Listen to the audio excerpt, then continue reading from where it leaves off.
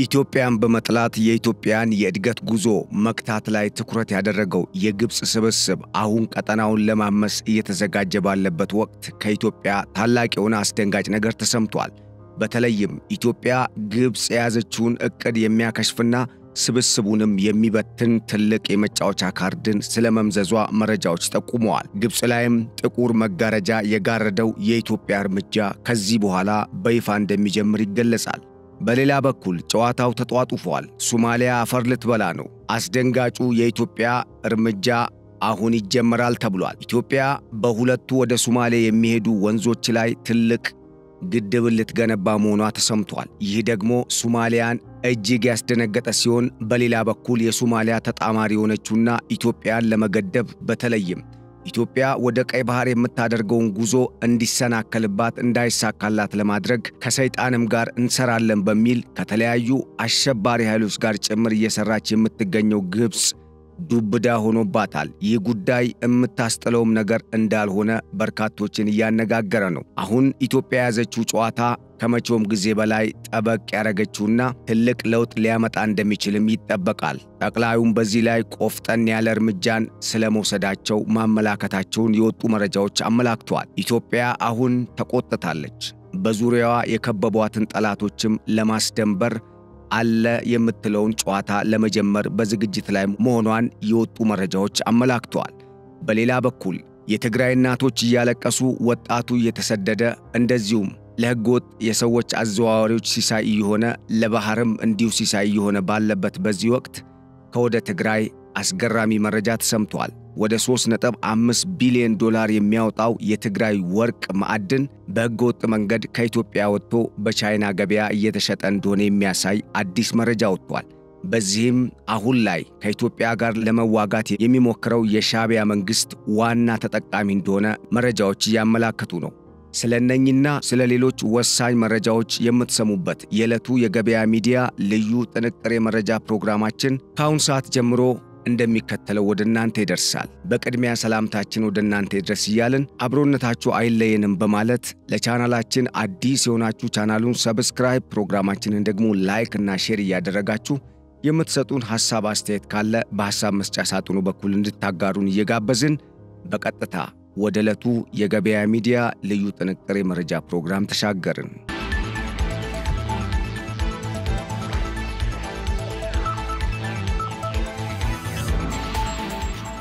ኢሳያስ አፈወርቂን ከፊት በማሰለፍ የሻዕቢያ መንግስት አዲስ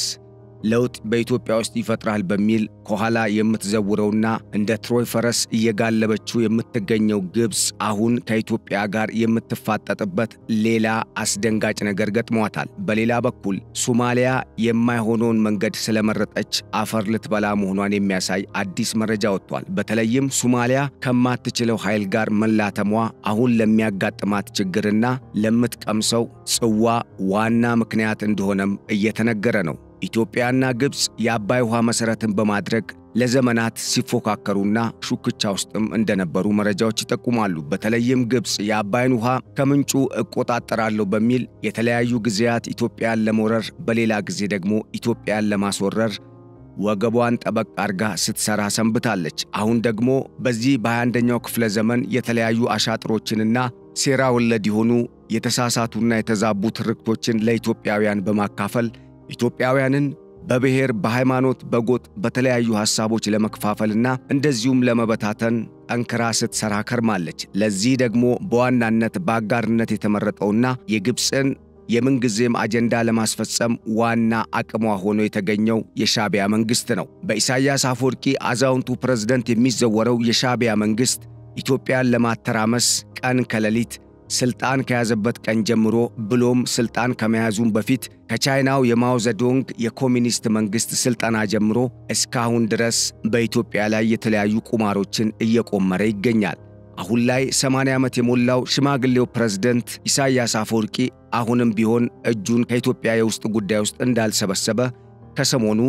ሆርን ሪቪው የተሰኘ መቀመጫውን አሜሪካ ያደረገ ቲንክ ታንክና የአዲስ አበባ ዩኒቨርሲቲ ያዘጋጁት የጋራ ፎረም ላይ የውጭ ጉዳይ ሚኒስትሩ ዶክተር ጌዲዮን ጢሞቴዎስ ከሰሞኑ ባሰሙት ንግግር መረዳት ተችሏል። በተለይም ሻዕቢያ በኢትዮጵያ ውስጥ የተለያዩ የውጭ ጣልቃ ገብነቶች እንዲኖሩና ከግብፅም ጋር በመሰለፍ ኢትዮጵያን በማተራመሱ ረገድ እስካሁን ወደር ያልተገኘለት ሆኗል። ይሁንና ግን ኤርትራውያንን ምንም ጠብ ያለ ሥራ ሳይሰራላቸው 3 አስርት ዓመታት እንዲሁ ከማለፋቸውም በላይ አሁንም ቢሆን ኤርትራውያን ከኢትዮጵያም ሆነ በቀጠናው ካሉ ሌሎች አገራት እድገት ጋር ለመስተካከል 50 እና 60 ዓመት የግድ ሊላቸው የሚችልበት ሁኔታ ውስጥ ስለመግባታቸው የወጡ መረጃዎች ያመላክታሉ። ታዲያ ይህ በእንዲህ እንዳለ አሁን ኢትዮጵያ የተለየና አዲስ መጫወቻ ካርድን ስለመምዘዟ አሁናዊ መረጃዎች አመላክተዋል። ይህ የኢትዮጵያ መጫወቻ ካርድ ቀጠናውን በእጅጉ የሚቀይር ከመሆኑም በላይ ሶማሊያና ሶማሊያውያን ላይ አዲስ ለውጥ ሊያመጣ እንደሚችልም ይታመናል። ኢትዮጵያ በአራቱም አቅጣጫ ለሚገኙ የቀጠናው አገራት የምትመግብ አገር መሆኗ ደግሞ ይህንን አቅም በበለጠ የሰጣት እንደሆነ ይታመናል።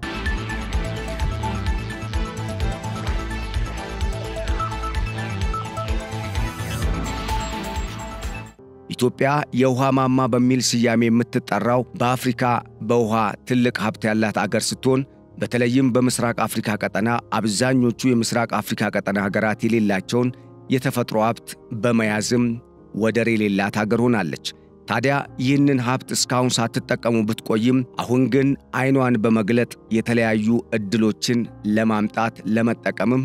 ብሎም በሀብቷ አቅሟን ለማፈርጠም ቆርጣ ተነስታለች። ከሰሞኑ የታላቁ የኢትዮጵያ ህዳሴ ግድብ መገንባትን ተከትሎ ግብፅ የምትይዘው የምትጨብጠው አጣ ከዚህ ቀደም ስታደርግ ከነበረው በተለየ መልኩ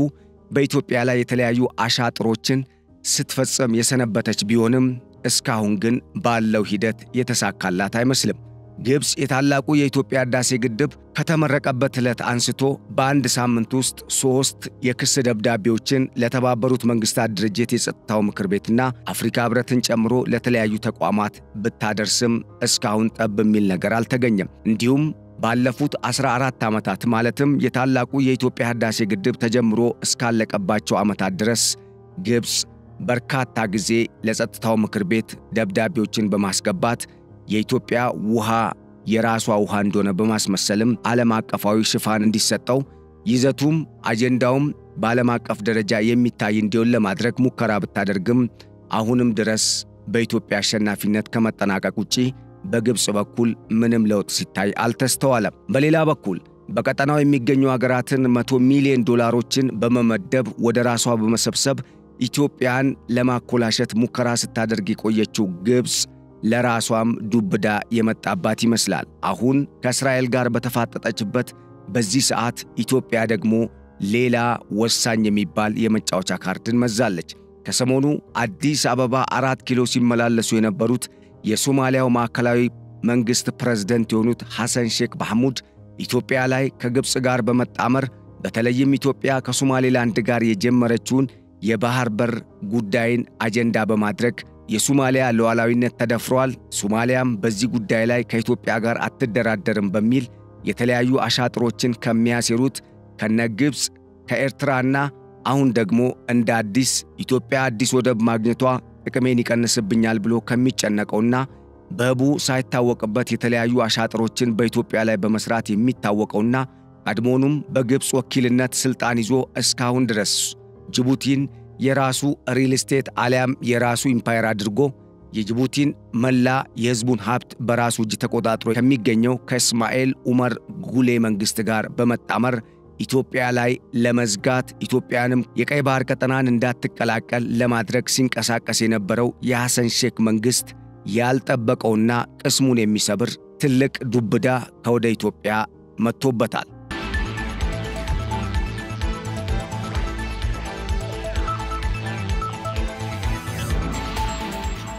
ከ4 ኪሎ በኩል ተሰሙ የተባሉ አዳዲስ መረጃዎች እንዳመላከቱትም ካሁን በኋላ ቀልድ እንደሌለ በርግጥ የሚያሳዩ ናቸው። ኢትዮጵያ ወደ ሶማሊያ የሚወርዱትን ሁለቱን ማለትም ዋቢ ሸበሌንና ገናሌ ዳዋ ወንዞችን ልትገድብ መሆኗን በይፋ አስታውቃለች። እነኚህ ከባባድ ውሃን አፈርንና የተለያዩ የተፈጥሮ ማዕድናትን ይዘው ወደ ሶማሊያ እንደዚሁም መጨረሻቸውን ደግሞ ወደ ህንድ ውቅያኖስ በማድረግ ለሶማሊያ ህዝብ ትልቅ የልማት መሰረት እንደዚሁም ለህልውናቸው መሰረት በመሆን እያገለገሉ የሚገኙ ሁለት ወንዞች አሁን ወደ ሶማሊያ የመሄዳቸው ጉዳይ ከዚህ በኋላ የሚያጠራጥር እንደሚሆን ከ4 ኪሎ በኩል የተሰማው መረጃ አመላክቷል ተብሏል። ይህ ደግሞ በሶማሊያ በተለይም በሞቃዲሾ ከፍተኛ ስጋትንና ቁጣን የቀሰቀሰ እንደሆነ የተሰማ ሲሆን በዚህም በቀጣይ በሁለቱ ሀገራት መካከል የሚኖረውን ግንኙነት ከማሻከሩም በላይ ውዝግቦች ሊኖሩ እንደሚችሉ ሳይታለም የተፈታ ነው ይላሉ። በተለይም አሁን ኢትዮጵያ ሁለት ወንዞችን የምትገድብ ከሆነ ከዚህ ቀደም ከነበሯት ግድቦች በተጨማሪ ሌላ አዲስ አቅም የምታገኝባቸው አዳዲስ ግድቦች ሊኖሯት እንደሚችሉ የሚያሳይ ነውም ተብሏል። በተለይም እነኚህ ሁለቱ ማለትም ዋቢ ሸበሌና ገናሌ ዳዋ ወንዞች ላይ ይገነባሉ ተብለው የታሰቡት ግድቦች በዋናነት ካናሎች መሆናቸው ደግሞ የኢትዮጵያን ኢኮኖሚ የበለጠ እንዲያንሰራራ ከማድረጉም በላይ ለዘመናት ይህንን ውሃ ሳይጠቀምበት እንደዚሁ ባይኑ ያየ ሲያልፍ ለነበረው የሶማሌ ክልል ህዝብ ደግሞ ትልቅ ተስፋን ያጫረ ነው ተብሏል። ለኢትዮጵያም ኢኮኖሚ ዋና የሚባል መሰረትን የሚጥል እንደሆነ የታመነ ሲሆን ይህ ለሐሰን ሼክ መንግስት ከመቼውም ጊዜ በላይ ትልቅ ውድቀትን ያመጣና በሶማሊያም በተለይም በሞቃዲሾና የሶማሊያ ማዕከላዊ መንግስት በሚመራቸው የተለያዩ ግዛቶች ውስጥ ቁጣን የቀሰቀሰ በመንግስትም ላይ አመጽን ያስነሳ ነው ተብሏል። አሁን ኢትዮጵያ የተዘጋጀችበትን ይህንን እቅድ ይፋ ማድረጓ ምናልባትም በቀጣይ ወደ ኤርትራም ብሎም ወደ ጅቡቲም ሊያመራ እንደሚችል ጥያቄ እንደሌለው ይታመናል። በሌላ በኩል በኬንያ በኩልም የሚፈሱ ወንዞችን ኢትዮጵያ ወደ ራሷ ለመገደብ እናም ከዛ ለመጠቀም ማቀድ እንዳለባት የሚያምኑ የተለያዩ ምሁራን እንደሚያስረዱት ኢትዮጵያ ከሰሞኑ በዚህም አቅጣጫ ሌላ እቅድ እንዳላት ይፋ ማድረጋቸው በርግጥም ኢትዮጵያ ሀብቷን ከሰበሰበችና በእነኚህ አገራት የሚሴርባትን ሴራ መቀልበስ ከቻለች የትኛውም በቀጠናው የሚንቀሳቀስ ኃይልም ሆነ ዙሪያዋን ከበዋት በኢትዮጵያ ላይ ለዓመታት ሲያሴሩ የነበሩ መንግስታትም ቢሆኑ ምንም ትንፍሽ እንዳይሉ ማድረግ እንደምትችል በርካታ መረጃዎች እየጠቆሙ ነው። በተለይም ኢትዮጵያ አለኝ የምትለውን ዋና ሀብቷን የውሃ ሀብትን አሁን በአግባቡ መጠቀም የመጀመሯ ጉዳይ ለህልውናዋ ብቻ ሳይሆን በቀጣይ ለምታደርጋቸው የተለያዩ መገዳደሮችና ቀጠናውን ለመቆጣጠር በሚደረገው የጂኦፖለቲክስ ጦርነት ውስጥ አሸናፊ ሆና እንድትወጣ በእጅጉ የሚረዳት ነው። ይህ ደግሞ አሁን ኢትዮጵያ ከገባችበት ውጥንቅጥ እንድትወጣና በተለይም ይህ ቀጠናውን በማመስ ኢትዮጵያን ወዳልተገባ መንገድ እየመራት የሚገኘውን የሻዕቢያ መንግስትና የግብፅን ብሎም የሐሰን ሼክና የፕሬዝዳንት ኢስማኤል ኡመር ጊሌን ስብስብ በመበታተን በቀጣይ በዚህ በምስራቅ አፍሪካ ቀጠና ብሎም በቀይ ባህር ቀጠና ላይ ከፍ ብላ የምትታየው ታላቁ አገር ለመሆን የሚያስችላትን አቅም በእጅጉ የሚያሳድግላት እንደሚሆን ይታመናል።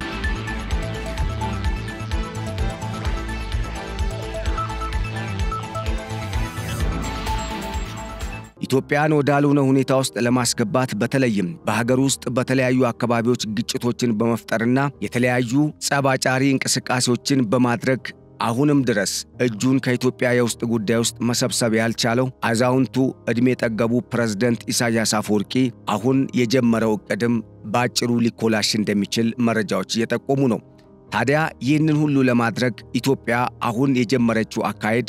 በእጅጉ ማርሽ ቀያሪ እንደሆነ እየተነገረ ሲሆን ጠቅላዩም በዚህ ላይ ቆፍጠን ብለው አዲስ እርምጃን ለመውሰድ ስለመዘጋጀታቸው የመነገሩ ጉዳይ ግብፅንም በአዲሃሎ የከተመው የሻዕቢያ መንግስትንም እንደዚሁም በቪላ ሶማሊያ ተቀምጦ ኢትዮጵያ ላይ ሲቆመር የነበረውን የሐሰን ሼክ መንግስትንም በርግጥ ያስደነገጠ ነው ተብሏል። ይህ አካሄድ ኢትዮጵያ በቀጣይ በብዙ ሺህ የሚቆጠር ሄክታር መሬትን ለማልማት የሚረዳ ካናልን በሶማሌ ክልልና እንደዚሁም የአዋሽ ወንዝን ደግሞ ወደ አፋር ክልል በማምጣት የተለያዩ ግንባታዎችን ለማድረግ ሙከራ ያደረገች መሆኗ በርግጥም ኢትዮጵያ ዝም ብላ ቀጠናውን በበላይነት ለመቆጣጠር የሚያስችል ማንም ያልገመተውና ያልጠበቀው በርግጥም ግብጾች የደነበሩበትን አካሄድ እየሄደች ስለመሆኗ የሚያረጋግጥ ነው ተብሏል። በዚህ አካሄድ የምትቀጥል ከሆነ ደግሞ በቀጠናው ላይ በኢትዮጵያ ሕዝብ የወደፊት ዕጣ ፈንታ እንወስን የሚሉ ግለሰቦችን ጨምሮ ተቦዳኝተው ኢትዮጵያን ለመቀራመት አሁንም ድረስ ኢትዮጵያን በማመስ ጥቅማቸውን ለማስጠበቅ የሚጥሩ ከታችም ከላይም ከምስራቅም ከምዕራብም ከሰሜንም ከደቡብም ኢትዮጵያን በመቦጫጨቅ የኢትዮጵያን ሕልውና በመገዳደር ላይ ለሚገኙ ኃይሎች ትልቅ ምላሽን የምትሰጥበት አቅም የምትፈጥር እንደሚሆን ይታመናል። በዚህ አካሄድ አሁን በሶማሊያና በኢትዮጵያ መካከል ያለው ግንኙነት ይሻክራል ተብሎ ከመጠበቁም በላይ ኢትዮጵያ የሶማሊያን ፖለቲካ በቀጥታ እንደፈለጋት የምትዘውርበትን ቁልፍ በእጇ እንዳስገባችም ይታመናል። አሁን ላይ ሦስቱ የሶማሊያ ራስ ገዝ ግዛቶች በተለይም ሶማሌላንድ፣ ፑንትላንድና ጁባላንድ እነኚህ ሦስቱ ራስ ገዝ አሁን ወደ አገርነት እየተንደረደሩ ያሉ የሶማሊያ ግዛቶች ከኢትዮጵያ ጋር ጥብቅ ግንኙነት መመስረታቸው ደግሞ በዋናነት የሶማሊያን አቅም ከማዳከሙም በላይ ሶማሊያ ኢትዮጵያ ውሃውን ገደበች በሚል ኢትዮጵያ ላይ ልትፈጥር የምትችለውን ጫና በእጅጉ የሚቀንስ እንደሚሆን ይታመናል። በርካታ መረጃዎች እየጠቆሙ እንዳሉትም አሁን በኢትዮጵያ በኩል የተጀመረው የሶማሌ ክልልን የማልማትና ለኢትዮጵያ የኢኮኖሚ አቅም የጀርባ አጥንት እንዲሆን የማድረጉ እንቅስቃሴ በዚህ ከጋዙና ከነዳጅ ፕሮጀክቱ በተጨማሪ በዚህ በሁለቱ ማለትም በዋቢ ሸበሌና በገናሌ ዳዋ ወንዞች ላይ የተመሰረተ እንዲሆን ማድረጓ በርግጥም ከሶማሊያ በኩል ወደ ግብጽ እየተመላለሱ ኢትዮጵያ ላይ ለመቀመር የሚጥሩ የሶማሊያ አላዋቂ ፖለቲከኞችን እግራቸውን እንዲሰበስቡና ፊታቸውንም ወደ 4 ኪሎ እንዲያማትር አሊያም እንዲያዞሩ በርግጥ የሚያስገድድ ትልቅ መጫወቻ ካርድ እንደሆነ በርካታ የጂኦፖለቲክስና የዓለም አቀፍ ግንኙነት ተንታኞች ያስረዳሉ።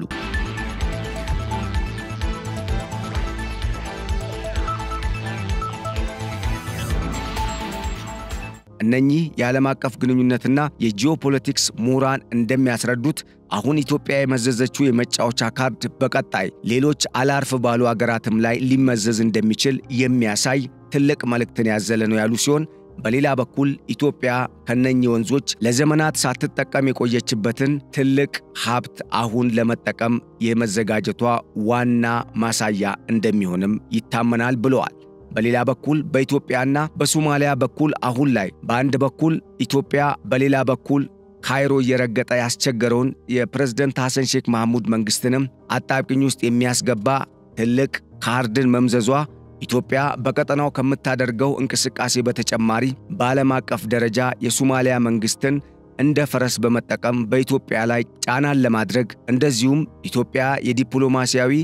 ኪሳራ እንዲገጥማት በከፍተኛ ሁኔታ ከዚህ ቀደም ስትሰራ ለነበረችው ግብጽም ትልቅ ዋጋ የሚያስከፍል ከጨዋታውም ምናልባትም እንድትባረር ሊያደርግ የሚችል ትልቅ አቅምን የሚሰጥ ጨዋታ እንደጀመረች እነኚሁ የጂኦፖለቲክስ ምሁራን አስረድተዋል። ኢትዮጵያ አሁን የጀመረችው አካሄድ የቀጠናውን ልማት በእጇ እንድትቆጣጠር እንደዚሁም በቀጠናው ላይ ያላትን ተጽዕኖ ደግሞ የበለጠ ወፈር አድርጋ እንድትይዝ የሚያደርጋት ሲሆን በሌላ በኩል ቀጠናውን ለመዘወር በዚህም በዛም በኩል የሚመጡ ኃይሎችንም ለመደራደር የሚያስችል አቅም እንደሚሰጣትም ይታመናል።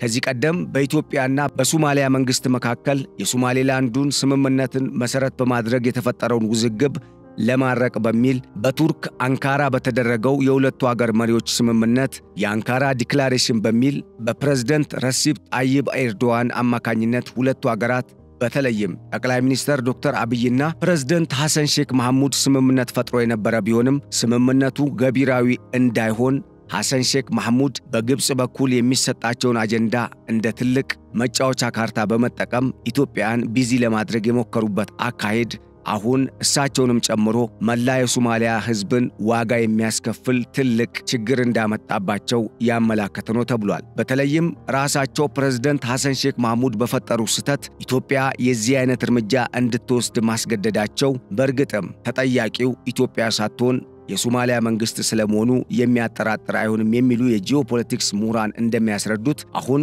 በሶማሊያና በኢትዮጵያ መካከል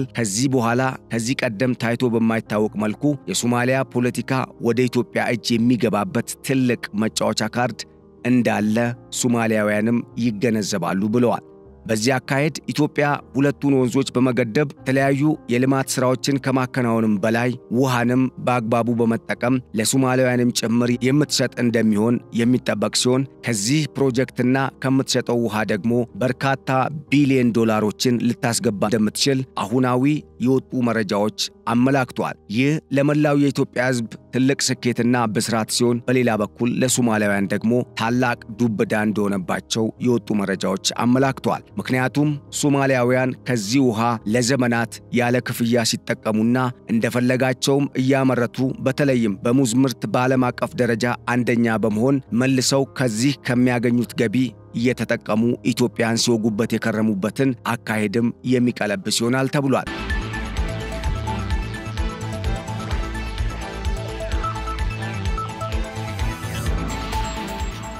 በሌላ በኩል ሶማሊያ ውስጥ አሁን ባለው ሁኔታ የሐሰን ሼክ መንግስት ከፍተኛ የህዝብ ተቃውሞና አመጽ እንደሚገጥመው እየተነገረ ሲሆን በተለይም ከአልሸባብ ጋር እያደረገ ባለው ጦርነት ያንን ጦርነት ሳይወጣ አሁን ደግሞ ሌላ ዱብዳ መጣሉ በእርግጥም የሶማሊያ ፖለቲካ ከነው ወደ ቁልቁለት እንዲሄድ ያደረገ ነው ተብሏል። ኢትዮጵያ እላይዋ ላይ የሚነሱባትን ጠላቶች አሁን በጥበብ እየመከተች እንደሆኑ የሚናገሩ የዓለም አቀፍ ግንኙነትና የጂኦፖለቲክስ ባለሙያዎች በበኩላቸው በሰጡት አስተያየት እንዲያመላከቱት በእርግጥም የኢትዮጵያ አካሄድ ከመቼውም ጊዜ በላይ አሁን ላይ በተጠናና ስልታዊ በሆነ መንገድ እየተፈጸመ መሆኑ ኢትዮጵያን ወደ ታላቅነቷ ከመመለስ ማንም ሊያግደው እንደማይችልና በእርግጥም ኢትዮጵያ ይህንኑ አካሄድ ከዚህ ቀደም ተከትላ ቢሆን ኖሮ የተሻለ ውጤት ልታመጣ እንደምትችል ይታመናል ሲሉ ሐሳብ አስተያየታቸውን ሰጥተዋል። በሌላ በኩል አሁን የተጀመረው እንቅስቃሴ ኢትዮጵያን በርካታ ቢሊዮን ዶላሮችን እንድታገኝ ከማድረጉም በላይ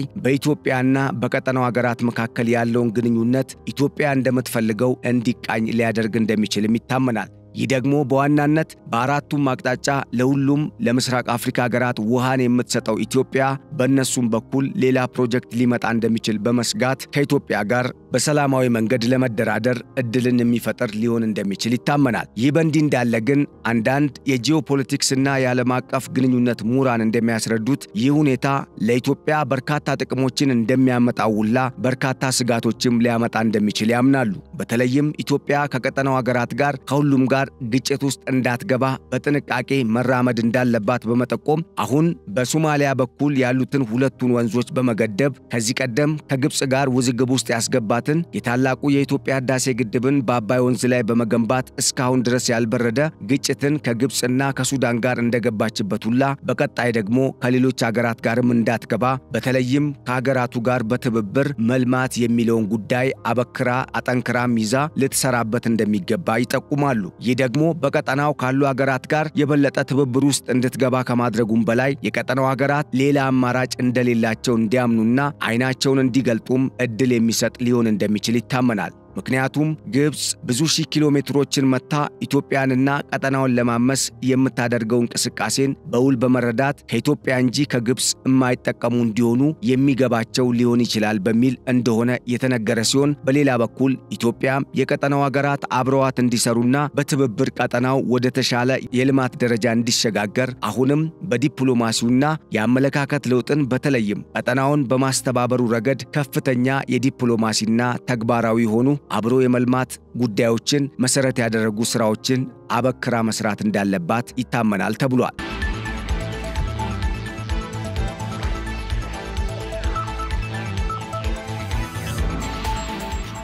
ወደ ሌላኛው መረጃችን ስናልፍ የትግራይ ህዝብ በጦርነት ሲማቀቅና የተለያዩ ጉዳቶች ካደረሱበት ከዓመታት በኋላ አሁን ላይ ከወደ ትግራይ አዳዲስ መረጃዎች እየወጡ ነው። በተለይም የትግራይ ምድር የጦርነት ምድር ለማድረግ ከግብጽ ጋር በመጣመር የውክልና ጦርነትን በትግራይና በአማራ ክልል ብሎም ከተቻለ ደግሞ በሌሎች መላው የኢትዮጵያ ክልሎች ውስጥ ለማድረግ ወይም ለማፋፋም አሁን ላይ በከፍተኛ እንቅስቃሴ ላይ የሚገኘው ከአጥፊ ድርጊቱና ተግባሩ የማይማረው የሻዕቢያው ፕሬዝዳንት ኢሳያስ አፈወርቂ የሚመራው መንግስት አሁንም ድረስ በትግራይ ውስጥ የወርቅ ብዝበዛውን እንደቀጠለበት የሚያሳዩ መረጃዎች ወጥተዋል። ከሰሞኑ ወጡ የተባሉ አዳዲስ መረጃዎች እንዳመላከቱትም ከትግራይ ከሰሞኑ አጠቃላይ ወጡ የተባሉ የወርቅ ሀብቶች ግምት 3.5 ቢሊዮን ዶላር ስለመድረሱ የተነገረ ሲሆን በዚህም ኢትዮጵያና ኤርትራ ሊገቡበት ላሉት ጦርነት የመሳሪያ መግዣ ሆኖ እንዲያገለግል እየተደረገ ስለመሆኑም የወጡ መረጃዎች አመላክተዋል። በዚህ ጨዋታ ውስጥ የካናዳው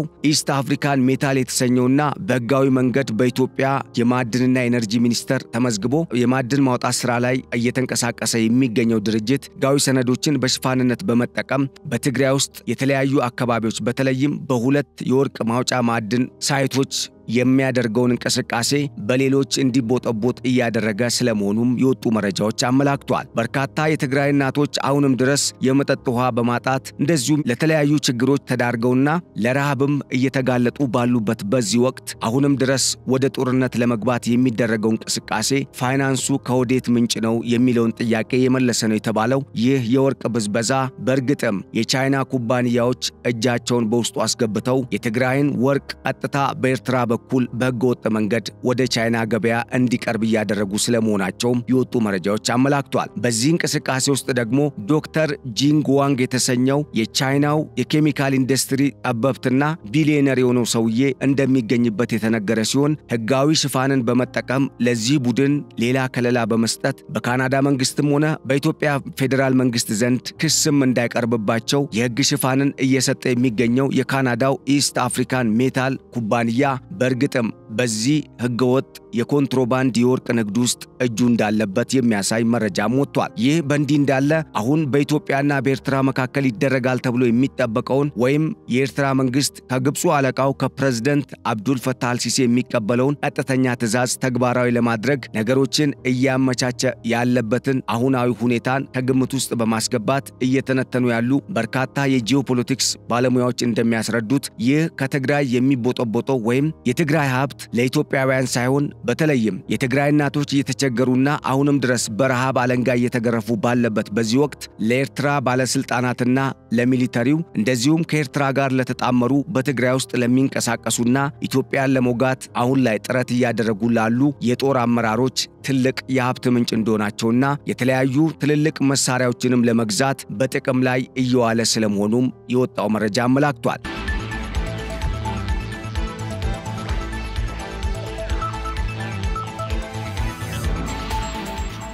የሁኔታ ለምን በዚህ መልኩ ሊቀጥል ቻለ የሚለው ጉዳይ አሁንም አጠያያቂ ሲሆን በተለይም የፌደራሉ መንግስት ለምን ይህንን ነገር መቆጣጠር አልቻለም የሚሉ ድምጾች ስለመበራከታቸው ተሰምቷል። በሌላ በኩል የፌደራሉ መንግስት በተለይም የኢስት አፍሪካ ሜታል የተሰኘውን ኩባንያ በካናዳ መንግስት አማካኝነትም ተጽዕኖ በማድረግ የዚህን የኮንትሮባንድ እንቅስቃሴ እንዲያቆም ለማድረግ ትልቅ ስራ መስራት አለበት የሚል ሐሳብን የሚያቀርቡ ባለሙያዎች እንደሚናገሩትም ኢትዮጵያ አሁን ላይ የልማት ስራዋ ላይ ትኩረት ብታደርግም ጠላቶች ግን ኢትዮጵያን ሳትፈልግ ጎትተው ወደ ጦርነት ለማስገባት እንቅስቃሴ ያደረጉ መሆናቸው የታወቀ ስለሆነና ይህም ፀሐይ የሞቀው ሚስጥር ከመሆኑ ጋር ተያይዞ በእርግጥም የኢትዮጵያ መንግስት በሀገር ውስጥ በሚያስተዳድረው ሉዓላዊ ዳር ድንበር ውስጥ የሚደረጉ ህገወጥ እንቅስቃሴዎችን ለምን አላስቆመም ሲሉም ጥያቄ ስለማቅረባቸው ተሰምቷል። አሁን በፌደራል መንግስት በተሰጠው ህጋዊ ፍቃድ የተለያዩ ህገወጥ የኮንትሮባንድ ወርቅ አዘዋዋሪዎችን በማካተት በትግራይ ክልል የሚገኘው